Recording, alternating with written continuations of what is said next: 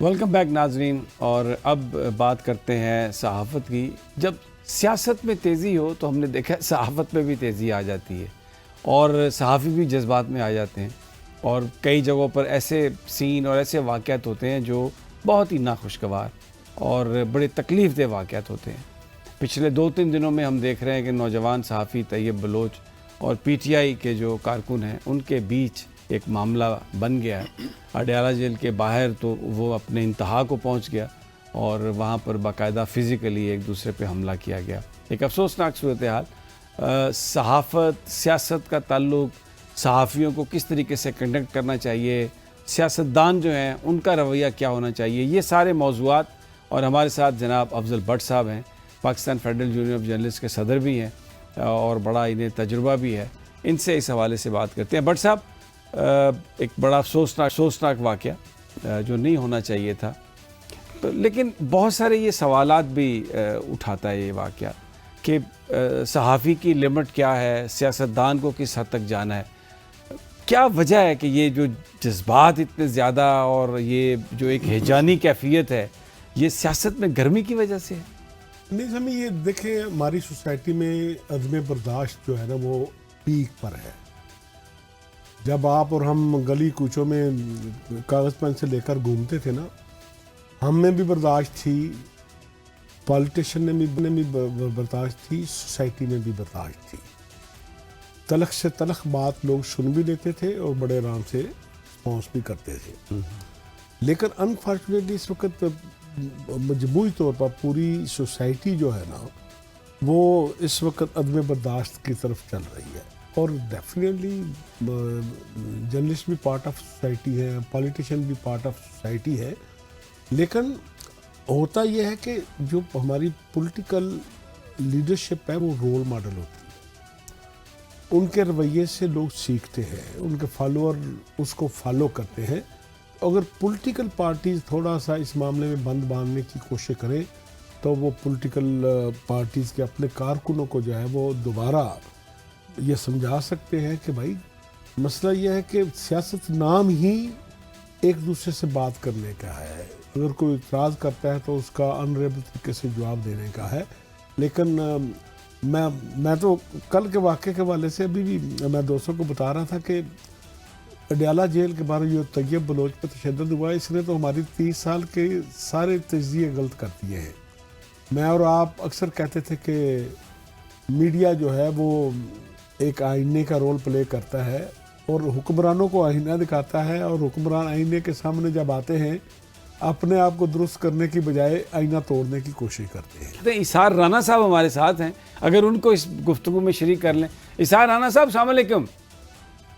जी sir, वालेकुम सलाम। Sir जी, बात हम कर रहे हैं ये जो वाक़या हुआ तैयब वाला और पीटीआई वाला, एक ये इस कोशिश कर रहे थे कि इसका हल क्या है इस सारी सिचुएशन का। जज्बात बहुत हाई हैं सर।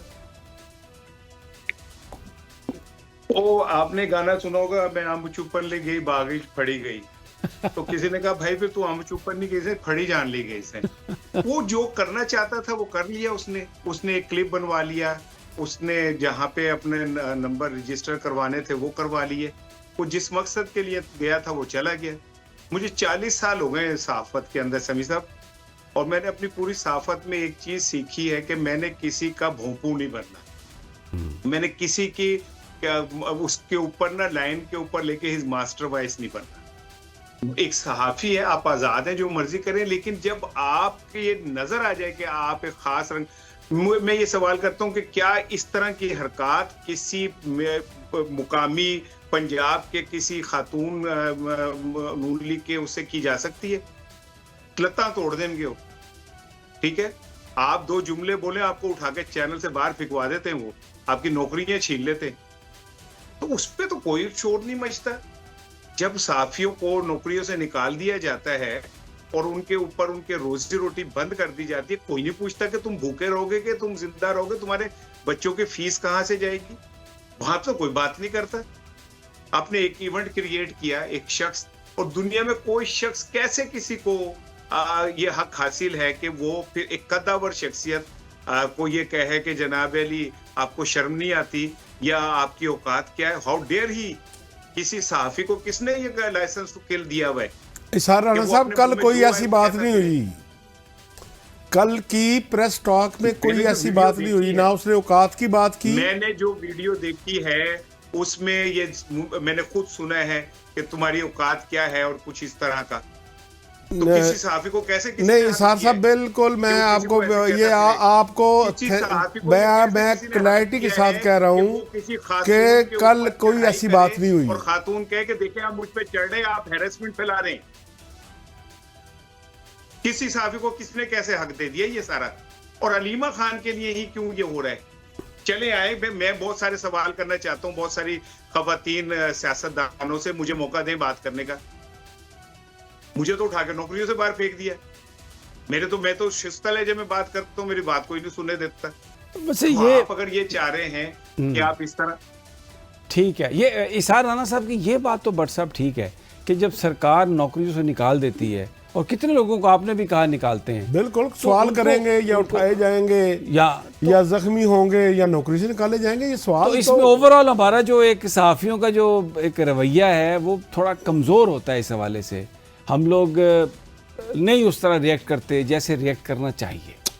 देखें, जब कोई मालिक किसी जर्नलिस्ट को रखता है ना, तो टर्म एंड कंडीशन जब किसी को रखा जा रहा होता है उस वक्त नहीं पड़ता कि जब आपने लिख के दे दिया कि मुझे एक आप महीने का नोटिस देंगे और तनख्वाह दे के घर भेज सकते हैं, जब हम किसी के पास जाते हैं सबसे पहले, मेरा केस तो आप खुद सुन रहे हैं, तो सालों की तनख्वाह नहीं मिली। अच्छा, तो जब किसी भी को निकाला जाता है, हमारे साथ कोई रब्ता करता है, तो सबसे पहले आप उस इदारे के पास जाते हैं ना कि आपने ज्यादती की है। वो सामने रखते हैं, भाईजान ये एग्रीमेंट के तहत ये मुलाज़िम हमारे पास आया था कि अगर उसने इदारा छोड़ना होगा तो 2 माह पहले हमें बता के चला जाएगा, अगर हमने निकालना होगा तो हम 1 माह की इजाफी तनख्वाह दे के या उसे फौरी तौर पर निकाल देंगे या 1 महीने की नोटिस में निकाल देंगे। बहरहाल मैं ये बात कर रहा हूँ कि जब ये आप एग्रीमेंट करके बैठेंगे। सभी साहब, मैं इस पे अर्ज करना चाह रहा हूँ, जरा सुन ले। जी सार साहब, मेरी अर्ज सुन ले, मेरी सुन ले। ये तो कानूनी तरीका आपने बताया कि जी ये है। जब हम फिर ये क्यों जिक्र करते हैं कि नवाज शरीफ से डंडे के जोर पे जनरल काकड़ ने इस्तीफा लिखवाया था, तो प्रैक्टिकली तो उन्होंने इस्तीफा लिखा था, तो हम कहेंगे उन्होंने तो लिख दिया था, तो फिर अब इसमें क्या बहस हो सकती है? भाई ये देखना चाहिए कि उन्हें फारिग क्यों किया जा रहा है। ये नहीं देखना चाहिए कि कॉन्ट्रैक्ट में ये लिखा हुआ था 1 महीने में आप फारिग हो सकते हैं। ये देखना चाहिए कि उन्हें फारिग क्यों कर रहे हैं आप, किस रीजन पे कर रहे हैं, क्यों कर रहे हैं आप उन्हें फारिग। हाँ, मैं गाली दे दूं ऑनलाइन और लाइव, मैं किसी को मुक्का मार दूं, किसी का कान पे काट दूं, बात समझ आती है। लेकिन अगर आपको इसलिए किया जाए कि क्योंकि पसंद नहीं आ रहा आपका चेहरा किसी को, तो फिर इसके ऊपर ये डिफेंड करना कि जी क्योंकि कॉन्ट्रैक्ट लेटर में तो ये लिखा हुआ था। इसार राणा साहब, आप बात कर रहे हैं सिर्फ एंकर पर्सन की, मैं तो बात कर रहा हूँ कि यहाँ कैमरामैन भी निकाला जाता है, यहाँ डेस्क में उन्होंने तो किसी के खिलाफ कुछ नहीं बोला होता, कभी उनको राइट साइजिंग के नाम पे, कभी किसी नाम पे निकाला जाता है ना। जी जी बिल्कुल। कोई ऐसा तो नहीं होता कि भाई एंकर को तो जाहिर है कि बोलने पे निकाला जाता है, उसके वजह कोई भी हो, उसमें किसी को इतराज होगा और उसको रिपोर्टर्स जो हैं, स्पेशल रिपोर्टर्स या एंकर्स, उनको इसलिए निकाला जाता है। बाकी जो टेक्निकल लोग हैं वो तो वैसे ही छुरी चलती है और सब फारिग हो जाते हैं और कहते हैं कि देखें जी हमने 1 महीने की, आपके पास भी हम गए थे, याद होगा आपको, आप बोल में थे और आपने हमें बताया कि भाई एज पर कॉन्ट्रैक्ट ये लोग थे, हमने इनको तनख्वाह दी और फारिग कर दिया, याद होगा। ऐसा ही है, बिल्कुल ऐसा ही, बिल्कुल ऐसा ही है। ये आम लोगों के साथ ये बिल्कुल ऐसा होता। अच्छा इसार राणा साहब, अब सवाल यहाँ पर ये पैदा होता है, ये तो बिल्कुल दुरुस्त है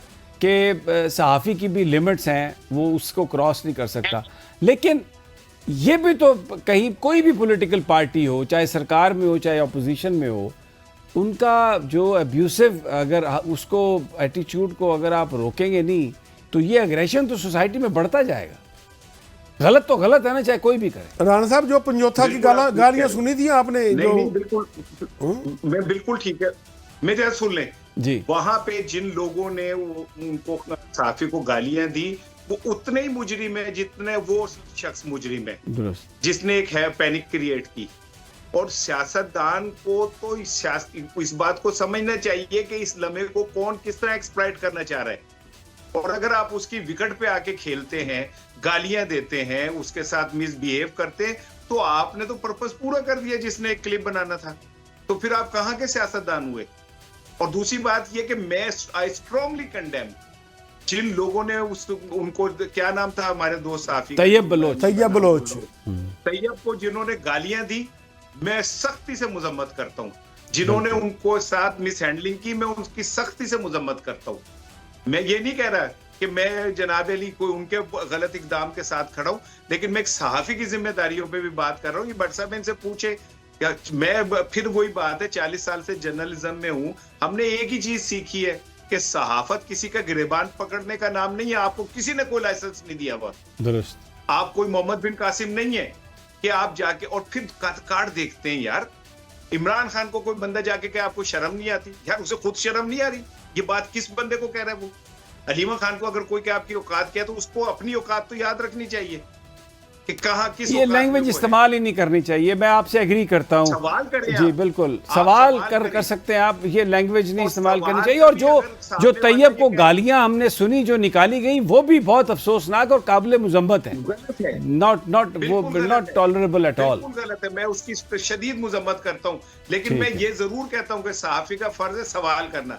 सामने वाला अगर जवाब नहीं देता तो आपको कोई हक नहीं है कि आप उसका गिरेबान पकड़ के कहें मेरी गलत जवाब दे। बिल्कुल, मैं निसार वो- राणा साहब, वक्त खत्म हो गया। कल कोई ऐसी बात नहीं हुई, मैं बार बार कह रहा बट हूं, साहब कल मेरे का पास क्लिप वक्त देखिए। खत्म हो गया। इशार राणा साहब, वक्त खत्म हो गया। ये डिबेट चलती रहेगी, लेकिन बात जो कुछ भी हुआ ये अफसोसनाक है। सहाफ़ी को भी एहतियात से काम करना चाहिए और जो पॉलिटिकल वर्कर्स हैं उनको भी अपने जज्बात काबू में रखने चाहिए, क्योंकि सहाफ़त और सियासत इन दोनों ने साथ साथ चलना है। और नाजरीन, यहाँ पर एक छोटा सा वक्फा।